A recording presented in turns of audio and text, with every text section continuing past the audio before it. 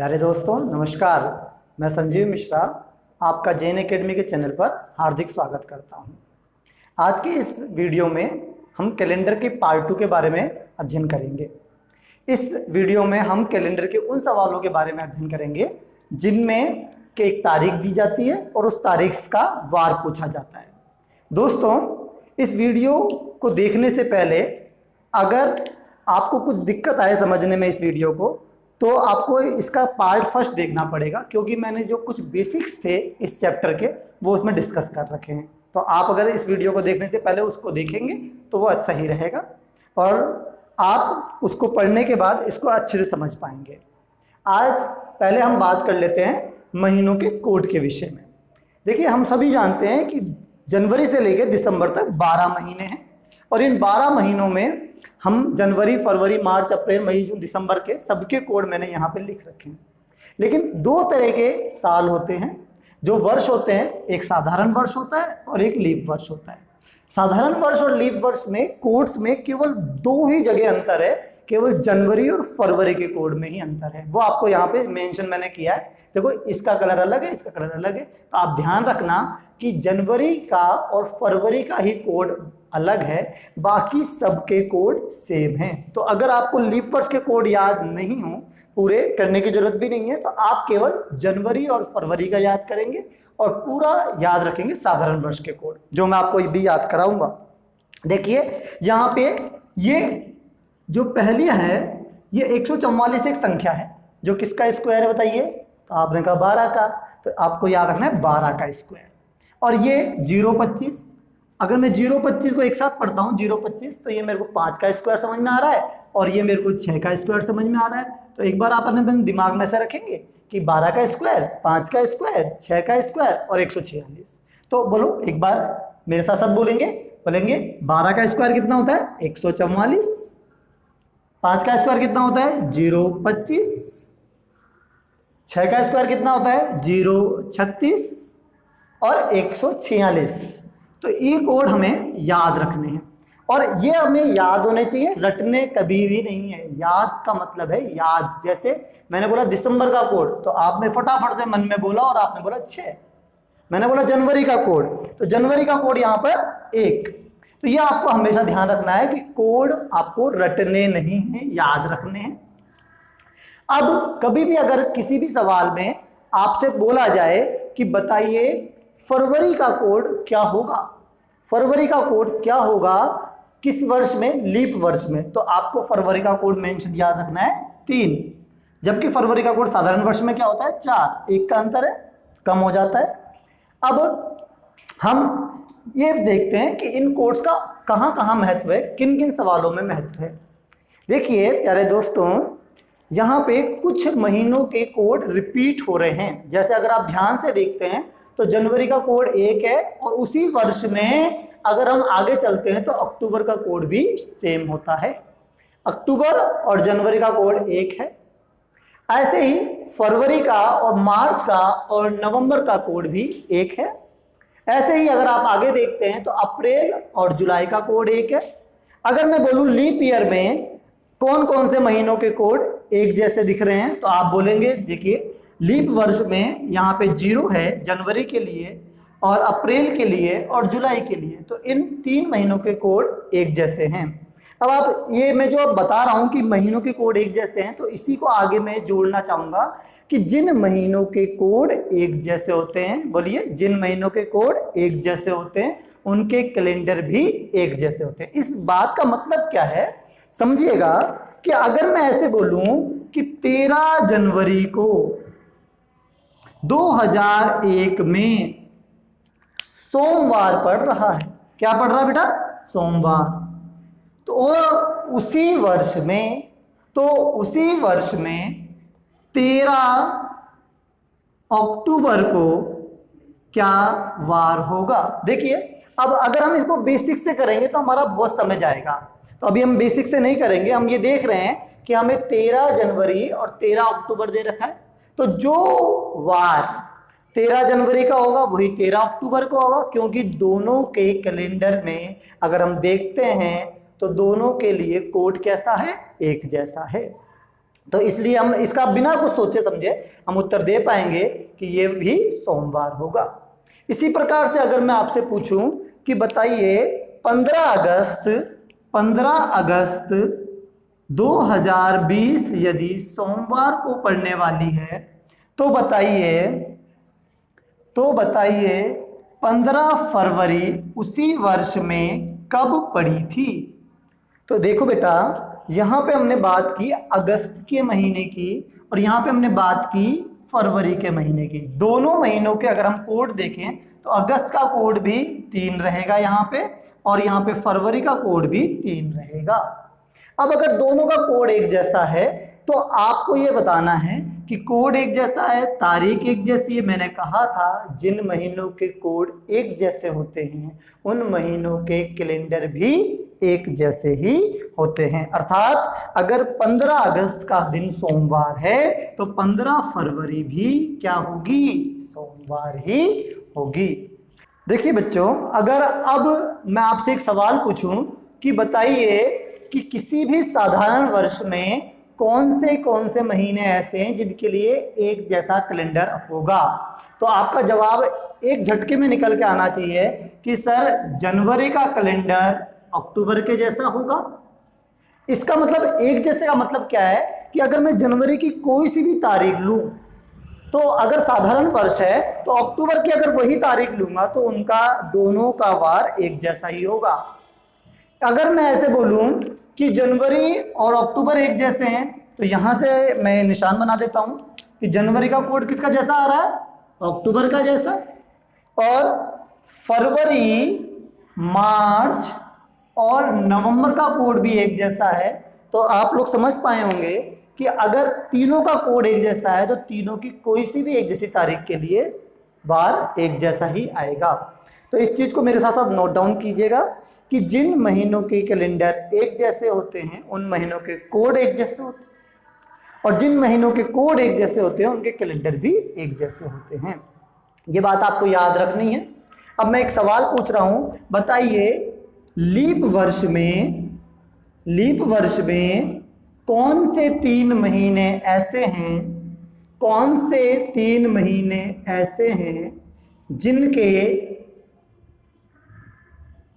जिनके कैलेंडर एक समान हैं। ये सवाल आपके सामने है, लीप वर्ष में कौन से 3 महीने एक जैसे वाले हैं। तो अपन लीप ईयर के लिए जाते हैं। लीप ईयर में हमने देखा कि यहाँ पे इसका कोड भी 0 है, इसका कोड भी 0 है और इसका कोड भी 0 है। तो 3 महीने कौन कौन से, जनवरी, अप्रैल और जुलाई एक जैसे कोड के हैं। तो 3 महीने एक जैसे कैलेंडर वाले कौन कौन से होंगे, जनवरी, अप्रैल और जुलाई। आप इसका स्क्रीनशॉट लीजिए। दोस्तों, अभी हमने महीनों के कोड देख लिए, अब हमें शताब्दी के कोड भी याद करने हैं। यहाँ पे मैंने कुछ शताब्दी वर्ष लिखे हुए हैं। कल मैंने आपसे चर्चा की है कि हमारे पास कुछ शताब्दी वर्ष हैं, जैसे 1600, 1700, 1800, 1900, 2000। देखिए यहाँ पे एक विशेषता नजर आ रही होगी आपको, इन वर्षों में सभी में पीछे पीछे क्या आ रहा है, 00।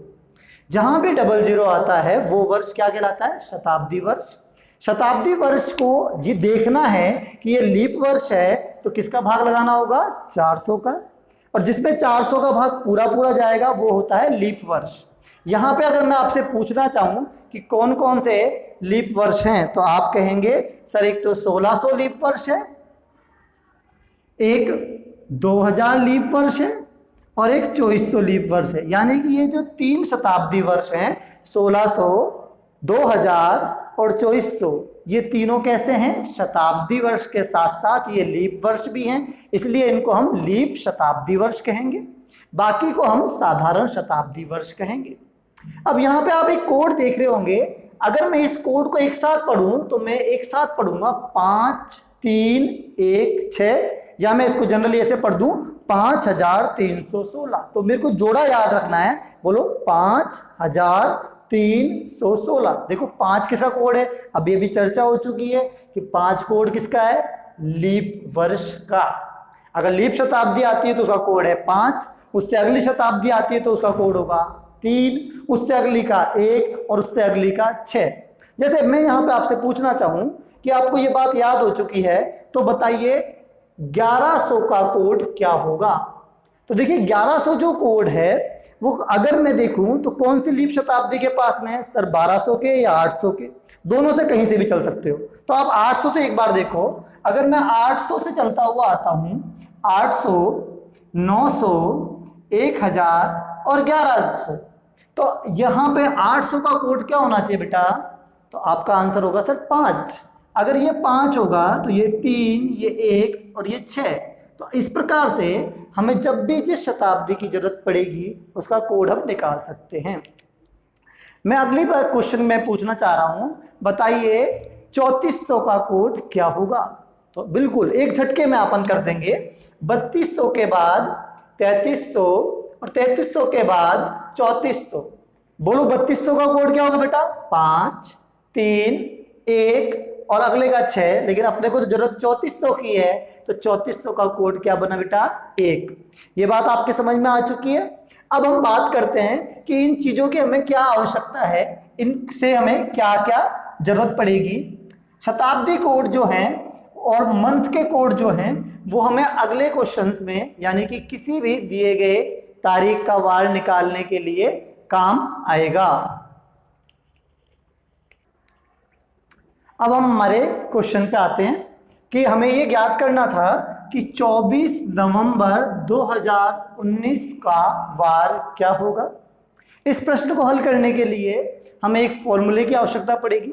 इस फॉर्मूले में 5 चीजें हैं, एक तारीख, महीना कोड, शताब्दी कोड, वर्ष और लीप वर्ष। इन सभी 5 चीजों को जोड़ के हमें इसमें 7 का भाग लगाना है और जो शेषफल बचेगा उसको हमें दिन के रूप में यूज करना है। अभी हम बात करें कि यहाँ पे तारीख क्या है, तो देखिए इस तारीख में 24 तो तारीख रिप्रेजेंट हो रही है और महीना कौन सा है, नवंबर का, लेकिन हमें नवंबर का कोड लेना है। अब यहाँ पे देखेंगे हम, यहाँ पे 2019 जो वर्ष है इसको अगर हम तोड़ दें तो हम कह सकते हैं कि ये 2000 और ये 19। तो यहाँ पे 2000 तो हुई शताब्दी और 19 हुए वर्ष।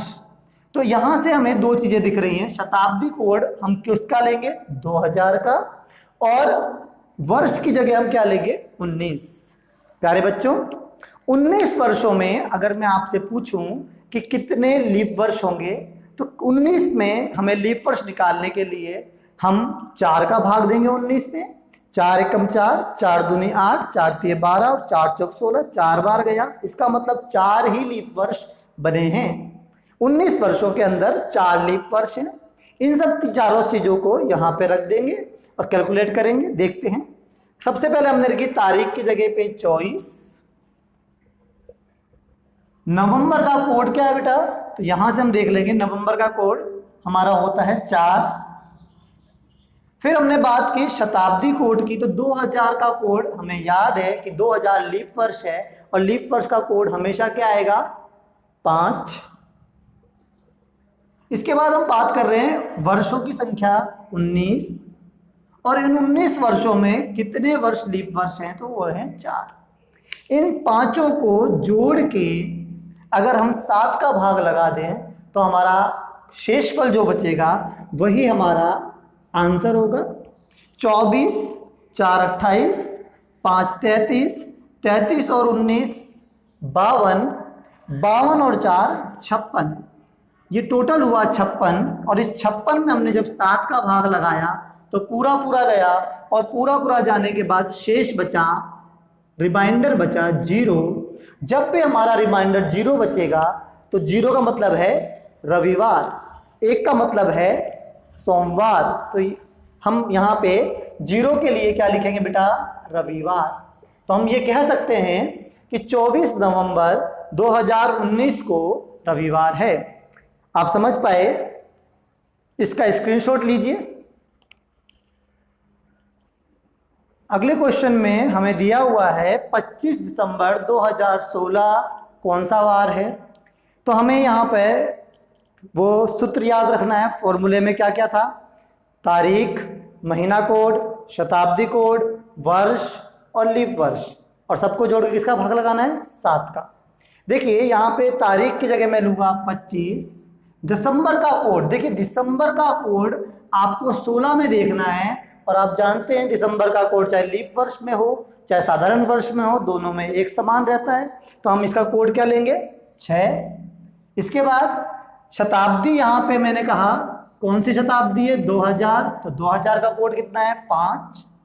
वर्षों की संख्या 16, और इन 16 वर्षों में कितने लीप वर्ष हैं? 4। इसको निकालने के लिए आप 16 में सीधे सीधे 4 का भाग देंगे और आपको 4 प्राप्त होगा, तो यहां से ये 4 रख सकते हैं। अब यहाँ पे हमने सबको जोड़ा और भाग दिया कितने का? 7 का। देखिए थोड़ी सी अगर हमें स्पीड बढ़ानी हो इसमें, तो हम यहाँ पे सीधे भी भाग दे सकते हैं। सबको जोड़े ना, सीधे भाग दे दें, जो शेष बचे उनको जोड़ देंगे। यहाँ पे कितना बचा बोलो? 4। यहाँ पे भाग जाएगा नहीं, यहाँ 7 का भाग जाएगा नहीं, 16 में 7 का भाग जाएगा तो शेष बचेगा 2, और फिर 4 में भाग नहीं जाएगा। अब इनको जोड़ लेते हैं। 4 और 2 6, 6 और 5 11, 11 और 6 17, 17 और 4 21। अब 21 में 7 का भाग देंगे तो हमारे पास शेषफल क्या बचा बेटा? शेषफल बचा 0। और जब भी हमारा शेषफल 0 बचे तो हमें आंसर देना होगा रविवार। अगर यहाँ पे शेषफल 1 बचता तो हमारा आता आंसर सोमवार। इस प्रकार से आपको हमेशा ध्यान रखना है, ये दिनों के रेफरेंस में रखना है। 0 का मतलब है रविवार, 1 का मतलब है सोमवार, 2 का मतलब है मंगलवार। ऐसे भी अगर मैं आपसे पूछूं कि सप्ताह का पहला दिन कौन सा, तो आपका जवाब होगा सोमवार। तो वहीं से याद कर लेते हैं इसको कि 1 का मतलब सोमवार, 2 का मतलब मंगलवार, 3 का मतलब बुधवार, सोन 6 का मतलब शनिवार। आप इसका स्क्रीनशॉट लें। आइए दोस्तों देखते हैं अब इन सवालों के आंसर निकालेंगे कैसे। अभी अभी हमने जो चर्चा की है उसी के आधार पे आपको यहाँ पे मेरे साथ साथ इसको कैलकुलेट करना है। देखिए यहाँ पे मेरे को 15 अगस्त 1947 का जो वार बताना है, उसके लिए मेरे को कितनी चीज़ों की जरूरत है बोलो? 5 चीज़ों की। तारीख यहाँ पे कितनी है? 15। अगस्त के महीने का कोड जो होगा आप यहाँ से देख के बता सकते हैं अभी मेरे को, तो आपको पता पड़ेगा कि अगस्त के महीने का कोड कितना है? 3। 1900 का कोड, तो 1900 का कोड अगर अभी आपको याद नहीं है लेकिन आप याद रखें, यहाँ पे हमने क्या लिया था? 1600। 1600 का कोड 5, 1600 के बाद 1700 का 3, 1800 का 1, 1900 का कोड बोलेंगे तो 6। इसके बाद हमने बात की कि यहाँ पे वर्षों की संख्या कितनी है, तो आखिरी के 2 अंक जो होते हैं वो वर्षों की संख्या के वैल्यू यूज किए जाते हैं। तो यहाँ पे 47 वर्ष हैं। इन 47 वर्षों में यदि कोई पूछे कि कितने लीप वर्ष निकले होंगे, तो 47 में 4 का भाग लगाएंगे तो 11 बार जाएगा। इसका मतलब यह है कि 11 ही लीप ईयर आए होंगे। तो टोटल लीप ईयर की संख्या यहाँ पे आएगी 11। इनको सभी को जोड़ेंगे और भाग कितने का लगाएंगे? 7 का। आपके पास यहाँ पे 2 तरीके हैं। आप सबको जोड़ के 7 का भाग लगा सकते हैं, या आप इनको छोटा कर सकते हैं। देखो छोटा करने का मतलब मैं कल समझा चुका हूं कि आपको यहाँ पे 15 में 7 का भाग लगाना है, 2 बार जाएगा और बचेगा कितना? 1। यहाँ पे 47 में भी 7 का भाग लगाएंगे, 7 6 42, बचेगा कितना? 5। यहाँ पे 7 का भाग लगाएंगे 11 में, बचेगा कितना? 4। अब हम इन चारों चीजों को जोड़ देंगे, 1 3 4, 4 और 6 10, 10 और 5 15, 15 और 4 19। 19 में जब हम 7 का भाग लगाएंगे तो हमारे पास शेष बचेगा 5। और अगर मैं पूछूं कि 5 का मतलब, तो हमें याद है कि पहला दिन सोमवार, दूसरा दिन मंगलवार, तीसरा दिन बुधवार, चौथा दिन गुरुवार और 5वां दिन कौन सा हो गया? शुक्रवार। तो हमारा आंसर होगा कि जिस दिन भारत देश आजाद हुआ था वो हमारा स्वतंत्रता दिवस का दिन शुक्रवार था।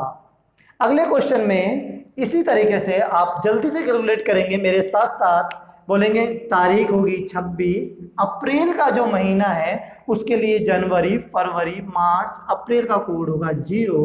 1800 के लिए अगर हम बात करें तो ये हो गया 1600, 1700, 1800 का कोड हो गया 1, और वर्षों की संख्या 41। 41 साल में लीप वर्ष कितने होंगे बोलो बेटा? 10, और 10 यहाँ पे रख दिया। अब हम इसको पूरे को जोड़ें, चाहे हम इसमें भाग दे के करें, एक ही बात है। इसको हमने 5 लिखा, इसको हमने क्या लिखा बोलो? 7 पंजे 35, बचा कितना? 6। इसको हमने कितना लिखा? 3। जिसमें भाग नहीं जाता उनको छोटा नहीं कर सकते, सभी को जोड़ना है। 5 और 1 6, 6 6 12, 12 और 3 15। 15 में भाग लगाया 7 का, कितनी बार गया? 2 बार।